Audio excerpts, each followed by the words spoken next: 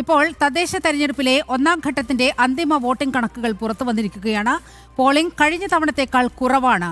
ആദ്യഘട്ടത്തിൽ രേഖപ്പെടുത്തിയത് 70.91% പോളിംഗ് ആണ്. ഏറ്റവും കൂടുതൽ പോളിംഗ് നടന്നത് എറണാകുളം ജില്ലയിൽ. 2020-നേക്കാൾ കുറഞ്ഞ പോളിംഗ് ആണ് ഈ വർഷം രേഖപ്പെടുത്തിയത്. വിവരങ്ങളുമായി ബിനീഷ് ചേരുന്നുണ്ട്. ബിനീഷ്, 2020-ൽ 73%-ലധികം പോളിംഗ് ആണ് ഒന്നാം ഘട്ടത്തിൽ രേഖപ്പെടുത്തപ്പെട്ടത്. പക്ഷേ ഇപ്പോഴത്തെ കണക്കുകൾ വരുമ്പോൾ 70%-ൽ അന്തിമ കണക്ക് വന്നു നിൽക്കുകയാണ്. അതായത് പോളിംഗ് ശതമാനം കുറഞ്ഞിരിക്കുന്നു. എങ്ങനെയാണ് പോളിംഗിന്റെ അന്തിമ കണക്കുകളെ നമ്മൾ വിശകലനം ചെയ്യേണ്ടത്?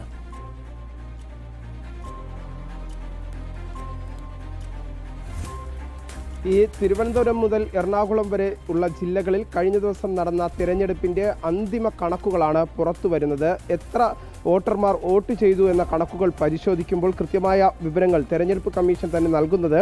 കഴിഞ്ഞ തവണ പോളിംഗ് നടന്നത് 73.85 പേർ ഈ ജില്ലകളിൽ കഴിഞ്ഞ തവണ പോളിംഗ് രേഖപ്പെടുത്തിയിരുന്നു, അല്ലെങ്കിൽ വോട്ട് രേഖപ്പെടുത്തിയിരുന്നു. ഇത്തവണ അത് നോക്കുമ്പോൾ കുത്തനെ കുറയുന്ന ഒരു സാഹചര്യമാണ് ഉള്ളത്. 70.91% പോളിംഗ് മാത്രമാണ് ഇത്തവണ നടന്നത്. നമുക്ക് ജില്ല തിരിച്ചുള്ള കണക്കുകൾ നോക്കുമ്പോൾ മനസ്സിലാക്കാൻ സാധിക്കുന്നത് ഏറ്റവും കൂടുതൽ പോളിംഗ് നടന്നത് എറണാകുളം ജില്ലയാണ്.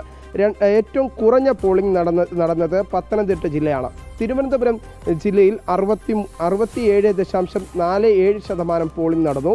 കൊല്ലം ജില്ലയിൽ 70.35% പോളിംഗ് നടന്നു.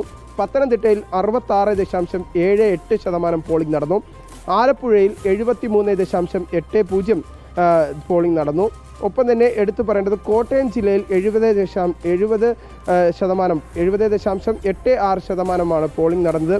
ഇടുക്കിയിൽ 71.78%, എറണാകുളത്ത് 74.57%.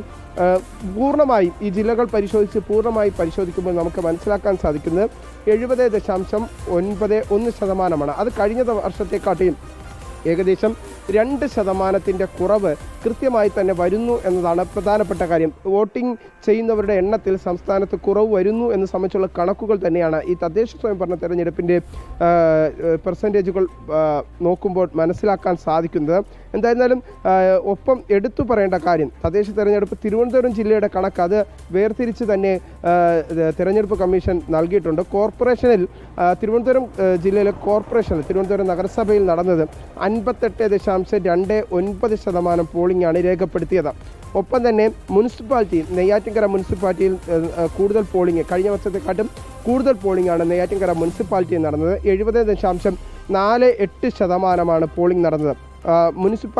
തിരുവനന്തപുരം ജില്ലയിലെ മറ്റു മുനിസിപ്പാലിറ്റികളുടെ കണക്കുകൾ പരിശോധിക്കുമ്പോൾ ആറ്റിങ്ങലിൽ 68.87% പോളിംഗ് നടന്നു.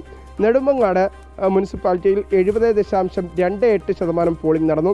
വർക്കലയിൽ 66.39% പോളിംഗ് നടന്നു. നെയ്യാറ്റിൻകരയിൽ 70.48% പോളിംഗ് നടന്നു. ഇതിൽ ഏറ്റവും കൂടുതൽ ഈ മുനിസിപ്പാലിറ്റികളിൽ കൂടുതൽ പോളിംഗ് നടന്നത് നെയ്യാറ്റിൻകര മുനിസിപ്പാലിറ്റിയിലാണ്. എന്തായിരുന്നാലും ബ്ലോക്കുകൾ തിരിച്ചുള്ള കണക്കുകളും പുറത്തു വന്നിട്ടുണ്ട്. നിലവിലെ സാഹചര്യത്തിൽ പൂർണ്ണമായും നമ്മൾ പരിശോധിക്കുമ്പോൾ മനസ്സിലാക്കാൻ സാധിക്കുന്നത് കഴിഞ്ഞ വർഷത്തെക്കാട്ടിയും വോട്ടിംഗ് ശതമാനം ഇത്തവണ കുറവാണ് തദ്ദേശ സ്വയംഭരണ തെരഞ്ഞെടുപ്പിൽ കണക്കുകളായി പുറത്തു വരുന്നത്. നീലിമ, ശരി. തദ്ദേശ തെരഞ്ഞെടുപ്പിന്റെ ഒന്നാം ഘട്ടത്തിന്റെ അന്തിമ വോട്ടിംഗ് കണക്കുകളാണ് പുറത്തു വന്നിരിക്കുന്നത്. കഴിഞ്ഞ തവണത്തെ അപേക്ഷിച്ച് കുറവ് പോളിംഗ് ആണ് ഇത്തവണ രേഖപ്പെടുത്തിയിരിക്കുന്നത്.